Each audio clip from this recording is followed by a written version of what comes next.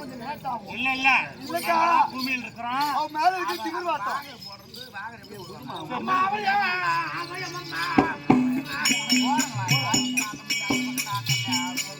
என்னையா சரிக்க வேண்டும் அம்மா.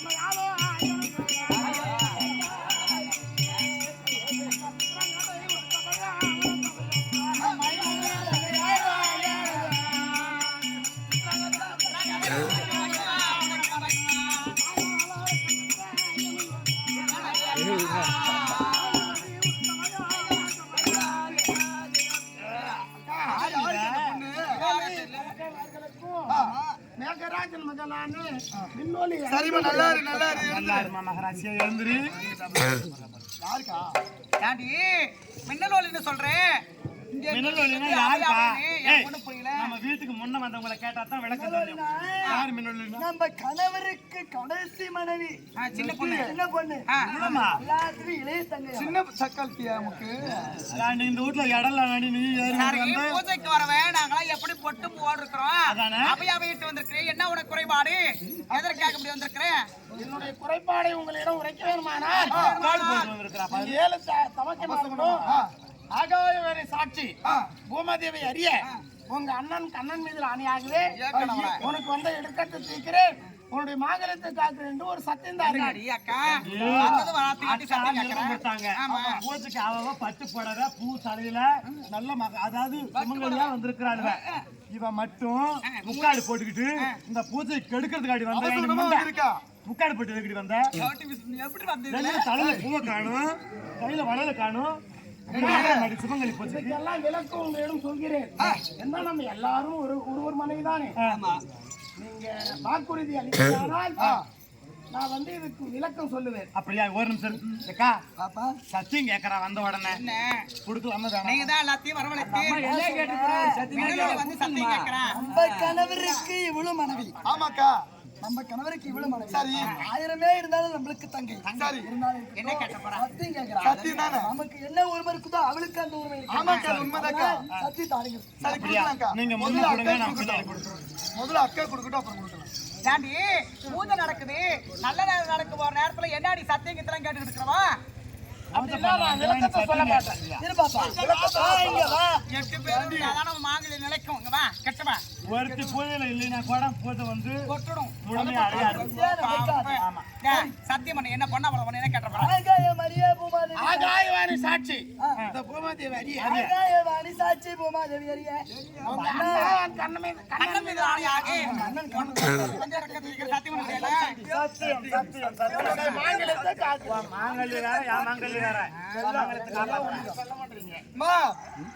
ஆகாய சாட்சியாக பூமாதேவி சாட்சியாக நம்ம அண்ணன் கண்ணன் மீது சாட்சியாக சத்தியம்.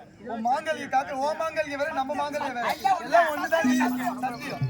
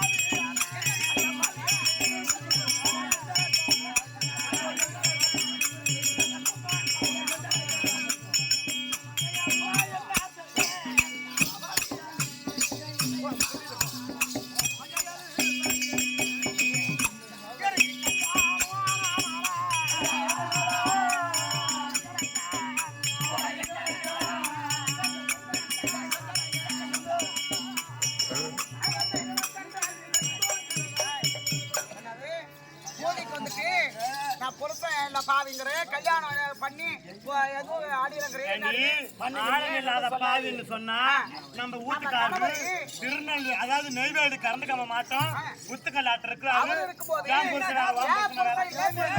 அப்படி பாரு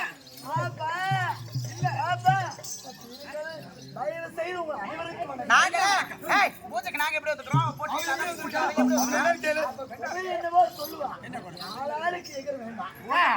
வந்து அழுகுறேன்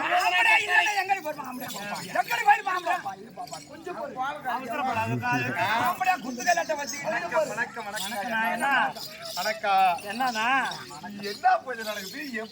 எங்க வீட்டுக்காரர் நல்லா இருக்கணும்னு எங்க அண்ணன் கோபாலக்கண்ணனை கோரி மாங்கல்ய பூஜை செய்யறோம் ஆம்பளைங்க வரக்கூடாதுன்னு இங்க வந்து எல்லா தாலியும் காட்டு தாலி காட்டுக்கா தாலி காட்டு எக்கா தாலி அறுத்து முடியாதீங்க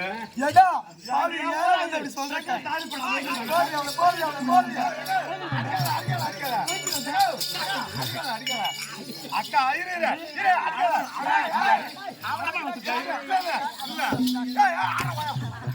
அக்கா பாத்ரூம்ல குளிச்சுதா குளிச்சுக்கிட்டே இருந்து கைட்டு மாட்டி விட்டு வந்துருச்சு ஆடி பாதி தாலி கட்டு கொலையாத முண்டை தாலி கட்டு என்னன்னு சொல்ல நேரம் ஆகுது கேளு சக்கரம்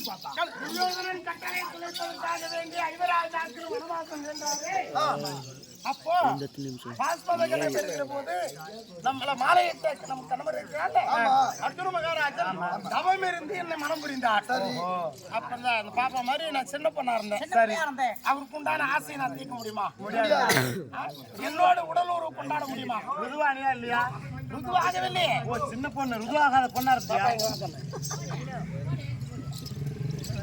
இந்த பொண்ணு வயசுல நான் கல்யாணம் செய்தாரு அப்படியா சரி பாப்பா உன்னை கல்யாணம் செய்தா புருஷன் உன்னோட வாழ முடியுமா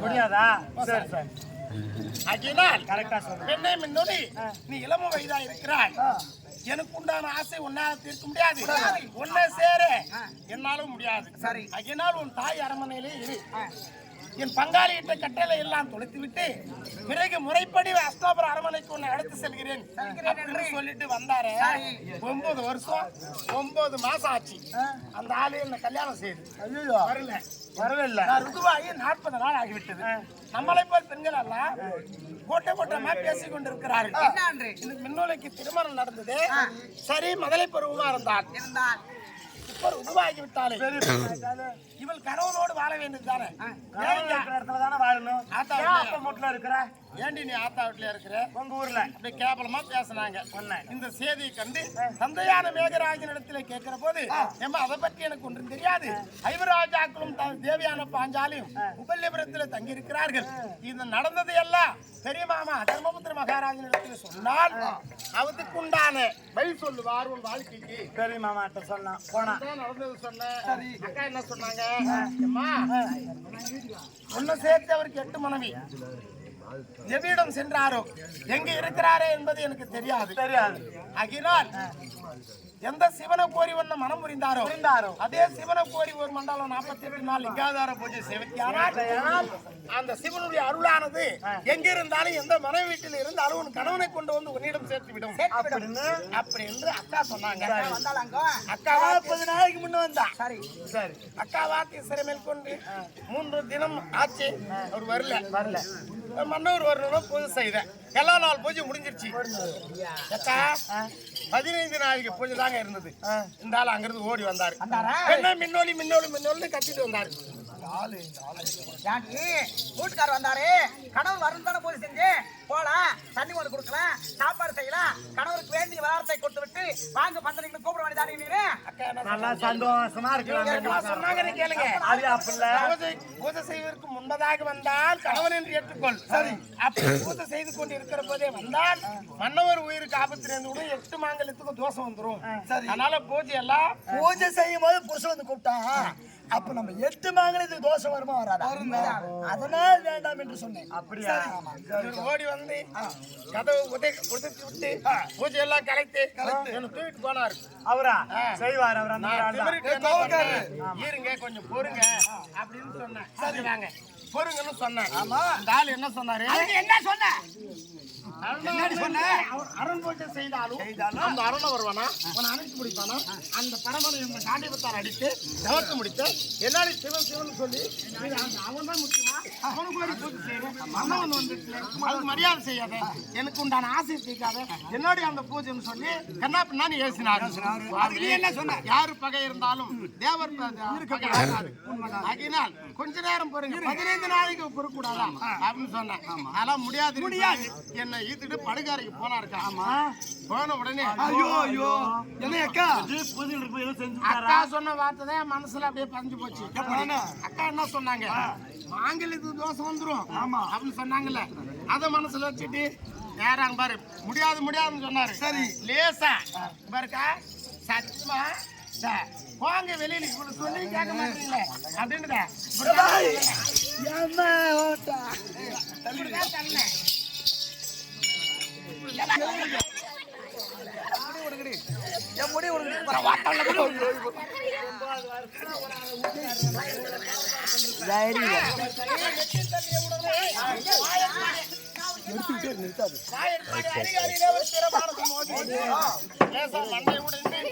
முதலானது கிழிந்து விட்டது.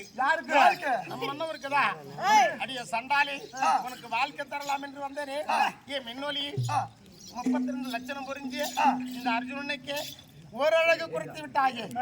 எப்படி 10 அழகு 11 நாமதேவம் லட்சணம் புரிஞ்சு போர் வீரன் என்ற பேர் படைத்த அர்ஜுனனுக்கு இப்பேற்பட்ட சூழ்நிலை ஏற்பட்டது.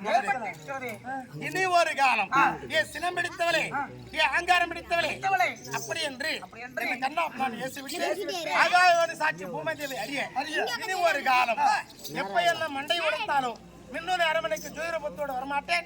எங்க மாமன் கண்ணன் மீதில் அணியாகவே சுபத்ரா தேவி அரமனைக்கு ஆனகுந்தி பட்டணம் செல்கிறேன் என்று சத்தியம் செய்தார்.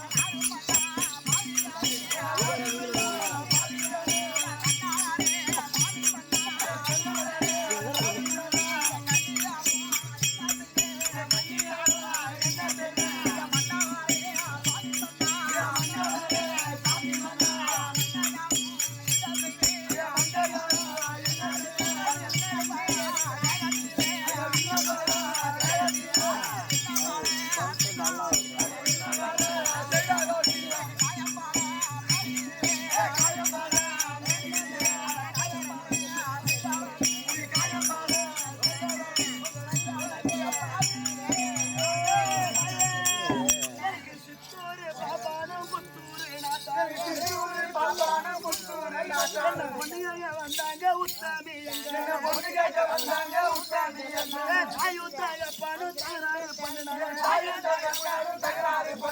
கூட போறது கூடாது என்று சொன்ன பங்காளி ஒரு முந்த கல்லு கொடுத்தானே உத்தாமி அப்ப தெரிஞ்சிருந்தா காமாட்சி கையில வாங்க மாட்டேன், கூற போடவைய கும்பலில வாங்க மாட்டேன், பத்து போடவைய பந்தலில வாங்க மாட்டேன். 5 கிலோ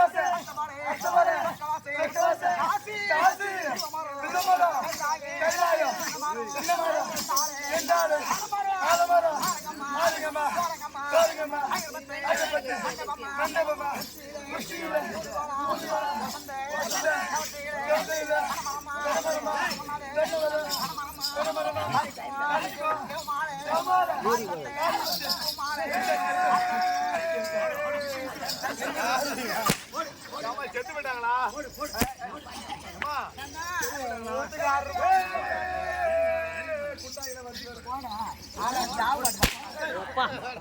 போடு அந்த தேவதை சும்மா விடக்கூடாது. அது யார் அடங்க அடிச்ச வலை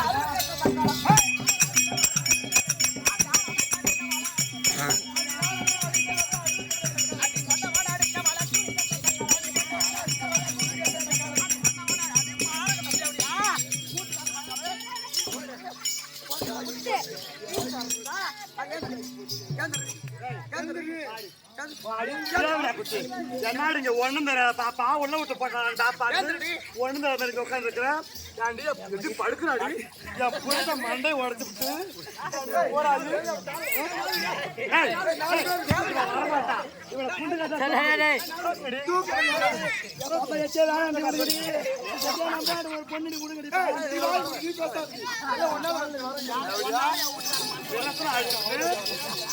வந்து பாம்பு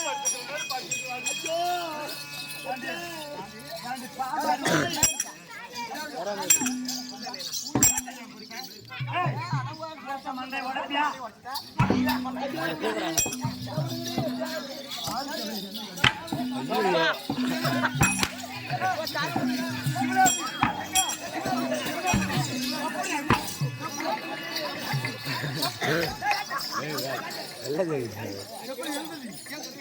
அடிமான கட்ட தேவையா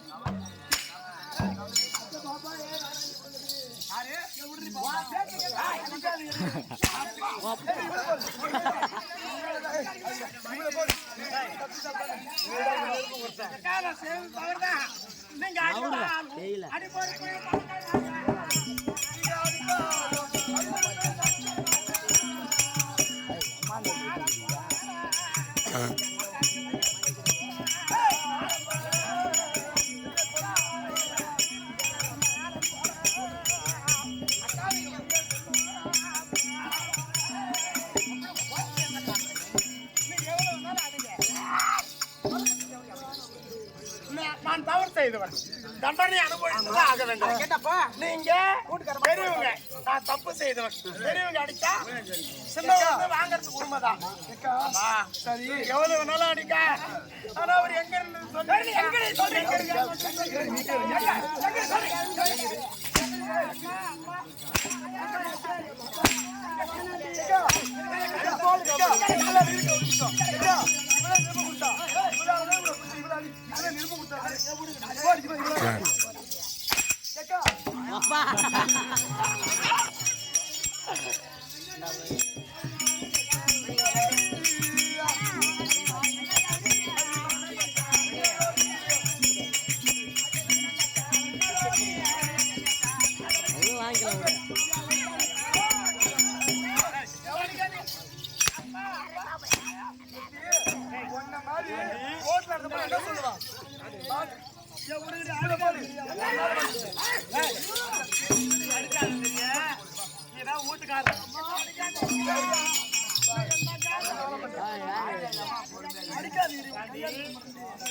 நடந்து போனா என்ன என்ன அங்க பாரு மண்டை வாட சும்மா வரா வரா பாரு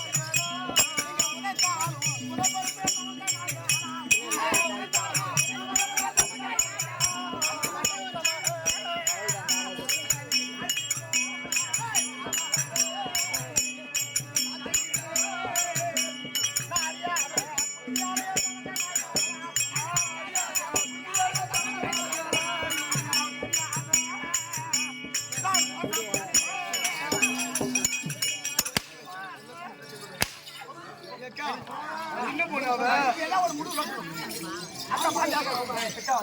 நீதான் முடுக்கட்டும்.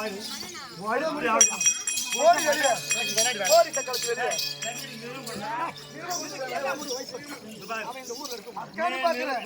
எவ்வளவு பேசுனீங்க மயிறு ஒண்ணு இல்லாம ஆஞ்சு போடுறேன். நீ நிறுத்து கொடுத்துதான் நாங்க வந்தோம்.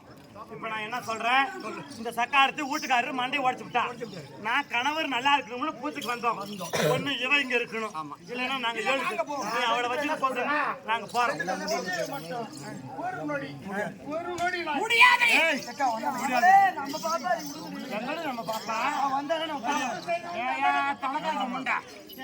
சப்போட்டா தெரியாம செய்வது தவறு, தெரிஞ்சு செய்வது தப்பு.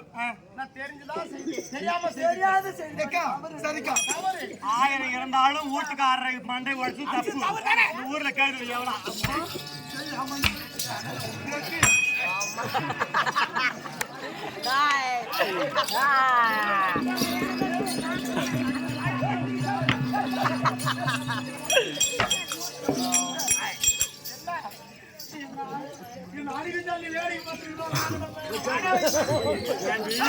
நீ தெரியாம என்ன அடிக்கிறானு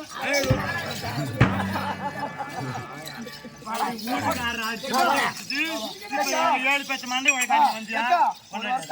குடுறி குடுறீங்க தண்ணி எடுக்க போறாங்க பைப்புக்கு.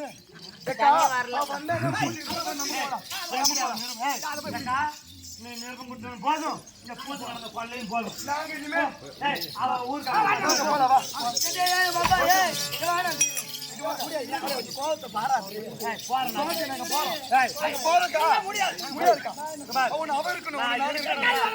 அவளை ஊர்ல காது கட்டு கட்டி ஒதுக்க வைக்கிற மாதிரி இருந்தா, காது கட்டு கட்டி ஒதுக்கிற மாதிரி இருந்தா மண்டல அடிக்கிறாள்.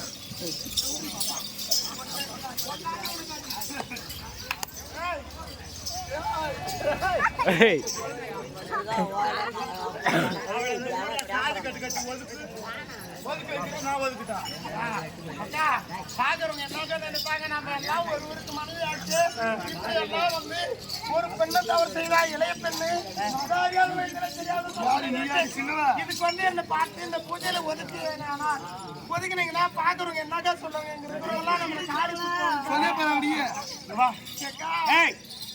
இளங்கன்று பழமறியாது ஆண் புலி அஞ்சு பாயும் பெண் புலி அஞ்சாம பாயும் சொல்வார்கள் அக்கா. ஏதோ நான் தவறு செய்யுங்க, அவர் முகத்தை பார்த்து அவர் காலில் விழுந்து நடந்த தவறுக்கு மன்னிப்பு கேட்கிறேக்கா. முடியவே முடியாது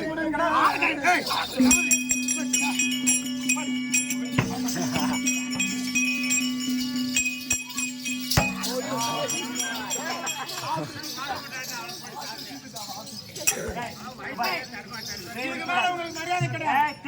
என்னடி சொல்ல வரீங்க? அது 7 பேச்சு எடுத்துக்கு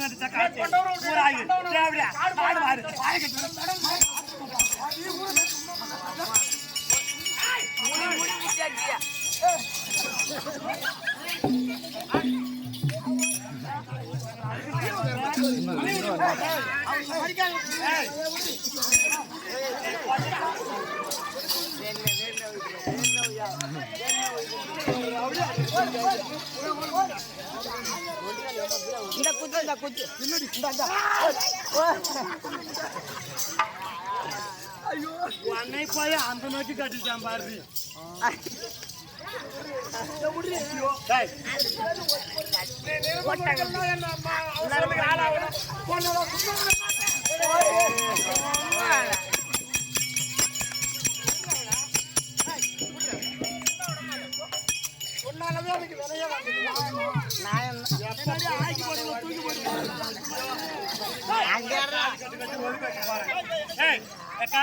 இந்த ஊர்ல இவனுமே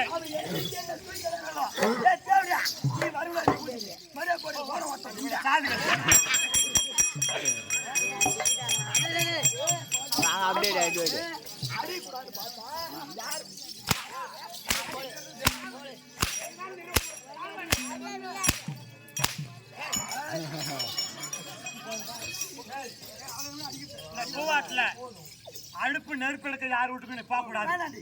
சொசைட்டிக்கு அரிசி வாங்க போக கூடாது, வீட்டுக்கு சோறு எடுக்க வந்தா தண்ணி பைப்புல தண்ணி எடுக்க கூடாது, அக்கம் பக்கம் பேச்சுவார்த்தை வைக்க கூடாது. அப்படி இந்த ஊர்ல உன்னை சாதி கட்டு கட்டி உன்னை ஒதுக்கி வைக்கிறேன். இந்த கட்டுப்பாடை மீறி இந்த ஊர்ல எந்த சக்கால் சேர்த்து வீட்டுக்கு கொரோனான்னு சீடு வச்சு போறேன். நான் சாதி கட்டு கட்டி வச்சு அக்கா இங்க வந்து நிரூபித்து கொடுத்து வந்து ஊத்து பழக்கம் என்ன எழுதாச்சாலும் அந்த தேவையாளுக்கு இறங்குறது இங்க வரக்கூடாது. இதுக்கெல்லாம் ஒரே முடிவு, நம்ம அண்ணன் பாபாட கண்ண இங்க வந்தாதான்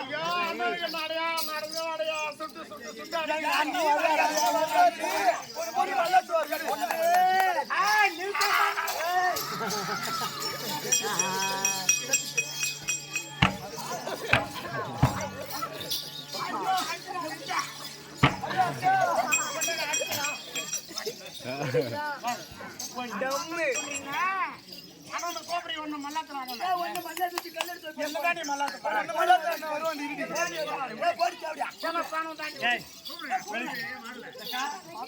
வீட்டுக்கு முன்ன வேலை வந்தவங்க நீங்க ஏன் நீ போய் சென்று போட போறியா?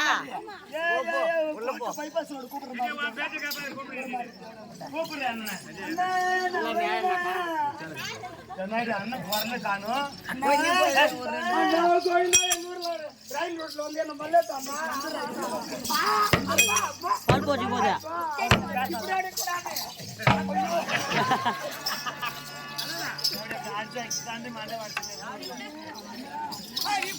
இப்ப நான் கூப்பிடுறேன், எங்க அண்ணன் ஓடி வராரு பாரு.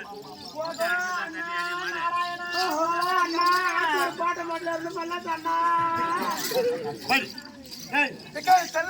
சின்ன பொண்ணு நான் கூப்பிடுறேன். ஓ அண்ணா பரணாமா, அண்ணா பரதா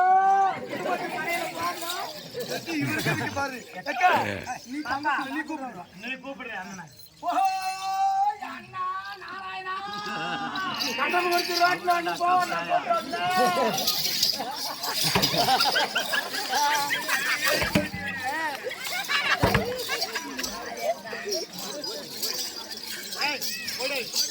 அழுக்கிற மாதிரி போய் அழுத வச்சுப்பாரு. நீ கூப்பிடக்கூடாது. அண்ணா கோபால கண்ணா நாராயணா கோவிந்தா கண்ணா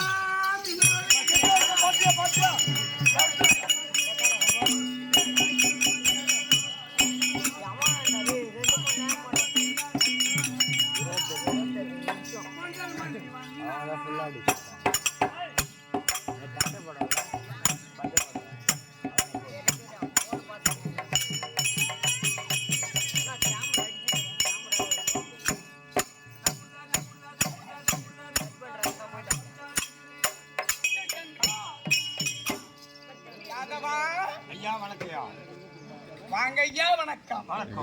தங்கள் எண்ணம் எப்படியோ அப்படியே வாழ்க. சபை பார்த்தீரா?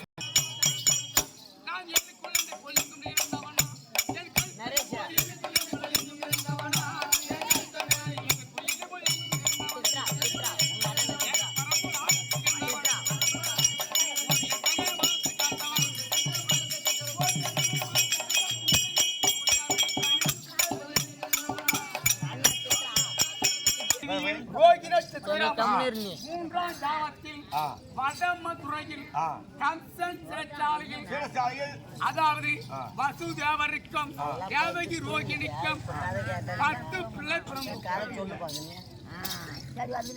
பரிசித்து மகாரிசி கொடுத்த சாபத்தால் 6 பெண் குழந்தை அன்றே பிறந்து அன்றே அழிந்தது.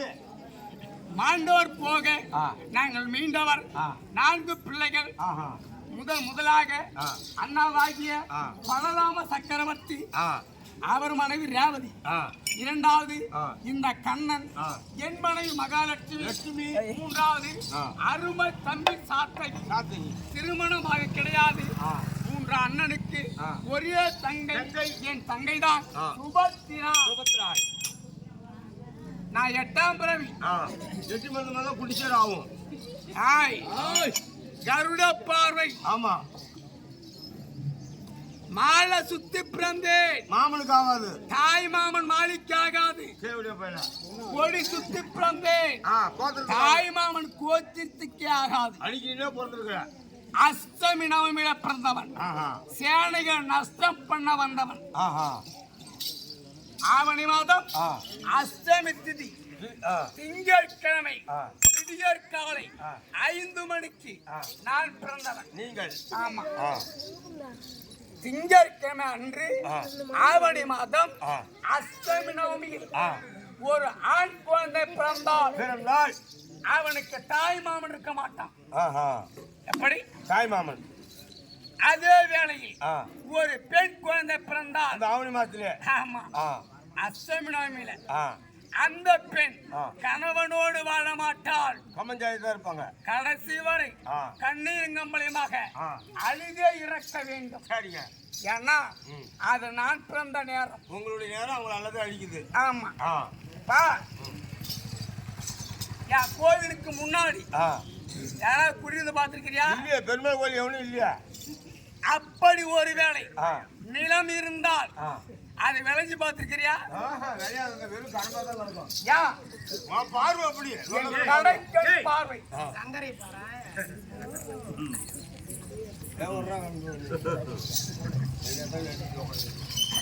அதே வேளையில் என் கோவிலுக்கு முன்னாடி யாராவது விவரம் தெரியாமல் வீடு கட்டி வாழ்ந்தால் அவர் நலமாக வாழ்ந்து பார்த்தீரா? அழிஞ்சு போய் தான் இருப்பான். கணவன் இருப்பான், மனைவி இருக்க மாட்டான். மனைவி இருப்பால் பிள்ளை இருக்காது. ஒருவேளை பிள்ளை இருந்தால் அது ஊனமா இருக்கும். அப்படி இருக்க நான் பிறந்த நேரம் என் தாய் மாமனாகிய கம்சனுக்கு ஆகாது. அப்படி என்று அதாவது அவன் அத்தையாகிய பூதிக அனுப்பி விஷப்பாலை கொடுத்து என்னை கொல்ல நினைத்தான். பார்த்து விஷப்பாலை உறிந்து முதல் சம்மாரம் நான் பூதியை கொன்றேன். இரண்டாவது சகடாச்சூரம் ஓடி வந்தான். காலை உருவம் எடுத்து அண்ணன் வாளை பிடித்து கரல் சோட்டி பூமியில அடித்தேன். அவனும் மாட்டான்.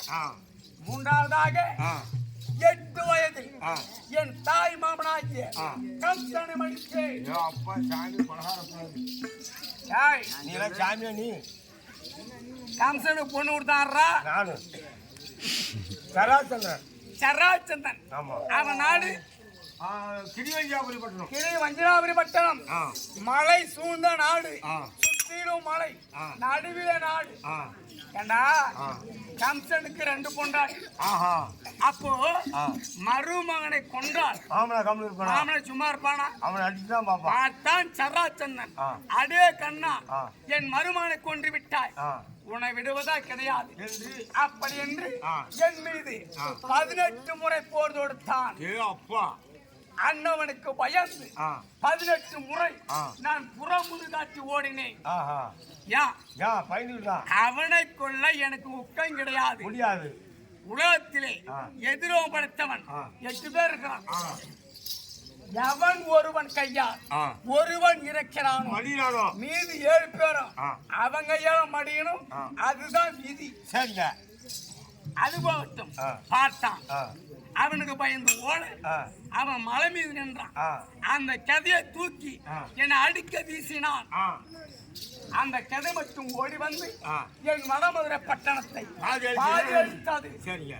அப்ப ஆளு அம்மா பெரிய ஆளு. அந்த கதையம்மா பெருசார் பெரிய மிஞ்சினாள். சராசந்தனுக்கு பயந்து திருப்பார்கடை, அரிதுவாரகை, சங்கு துவாரகை என்று ஏற்படுத்தி அங்கே போய் அமர்ந்தேன். ஆமா, தங்களுக்கு மனைவி இருக்கா? இருக்காங்க. எத்தனை மனைவி கேக்குறாரு? ஊருக்கு 2, வீட்டுக்கு 1. மனைவி மனைவிதாயா ஆனா எனக்கோ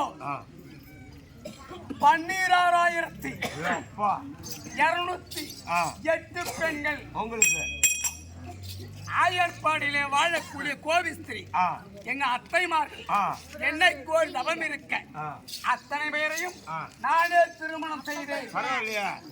அந்த 12,000 பேரையும் ஒரு புள்ள கூழாக உற்பணம் செய்து என் கையில வைத்துக் கொண்டே அந்த பெண்களை என் அத்தை இது அதான் சொல்லுவாங்க, அத்தை புத்தக வாய வச்சவன இது அத்தை. இது என்ன இருக்கு? இதுல வாய வச்சு ஊதினா நாதம் வரும். அதன் பிறகு சரோச்சந்தனம் மடித்து அவன் சிறையில வைத்திருந்தா 200 பெண்.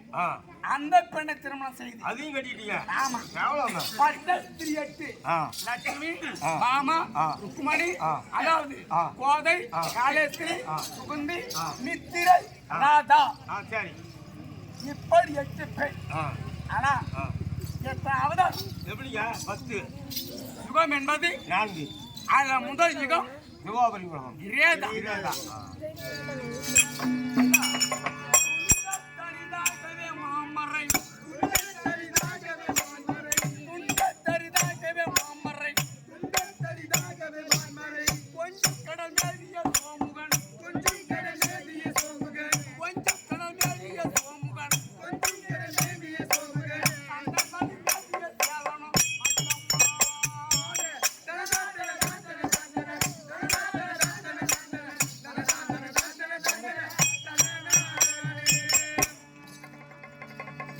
ஏன்னா 10,000 பாடம் நேரம் இருக்காது. ஆமாங்க, சலிப்பாயிடும்.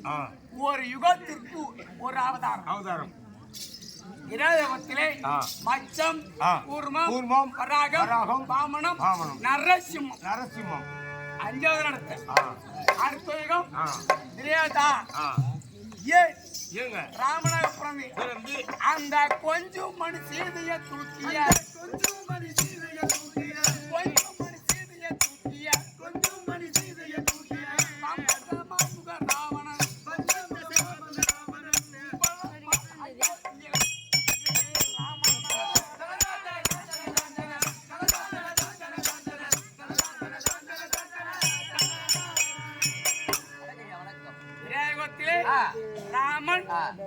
ராமன் பரசுராமர். இப்ப நடப்பதுதான்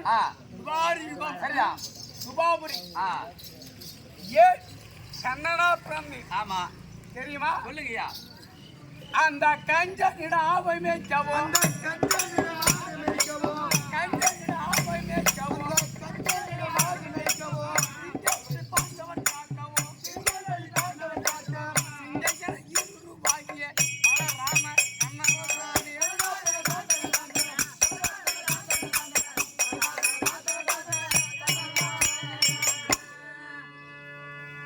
பூமி பாரம் தாங்க முடியாமல் என் தங்கை பூமாதேவி அண்ணா கண்ணா அதரும் அதிகமாகி விட்டது. சரியா? தாங்கள் மனது வைத்தால் பூமி பாரம் குறைக்கலாம் என்று உரைத்தது என் தங்கை பூமாதேவி. பார்த்தி தேவர் சபை கூட்டினர். பூமி பாரம் தீர்க்க வேண்டும், நீங்கள் எல்லாம் துணையா வர வேண்டும் என்று உரைத்து, அப்படி உரைக்க என் வார்த்தை கேட்டு சத்தியலோக வாசகராகிய சதுர் முகமடுத்த பிரமதேவன் தான் மகாபாரத்தில் சகுனியார் பிறந்தார். சகுனியாரு யாருங்க? பிரமதேவன். அதன் பிறகு என் மைத்துரன் சிவபெருமானுக்கு 5 சிரம். அந்த 5 சிரம் தான் பஞ்ச பாண்டவர். இந்த நாராயணன் கண்ணனா பிறந்தீங்க பூமி பாரத்திற்கு. ஆமா, மற்ற இதர தேவர்கள் அவர்தான் துரியோதனாதிகள். சரிதான். பாண்டவரை அடுத்து துரியோதனை பகைத்து பூமி பாரம் தீர்க்க பாண்டவர்களுக்கும் பகை ஏற்பட செய்து சூது பகடையாடி ஆரணி 12 அச்சாதம் ஓராண்டு உரைத்து வந்தால் ஜெகம்பாதி நாடு என்று உரைத்தான் துரியோதனன். அவனுக்கு சிலை மேற்கொண்டு பாண்டவர் 13 துளைத்து இப்பொழுது குலாபுரில தங்கியிருக்காங்க. ஆமா, ஒரு சின்ன விஷயம் என்னங்க, என் மைத்துரன் அர்ஜுனனுக்கு எத்தனை பொண்டாட்டி? எத்தனைங்க? 8 பொண்டாட்டி. அதிலே இளைய தங்கை யாரு மின்னல் ஒளி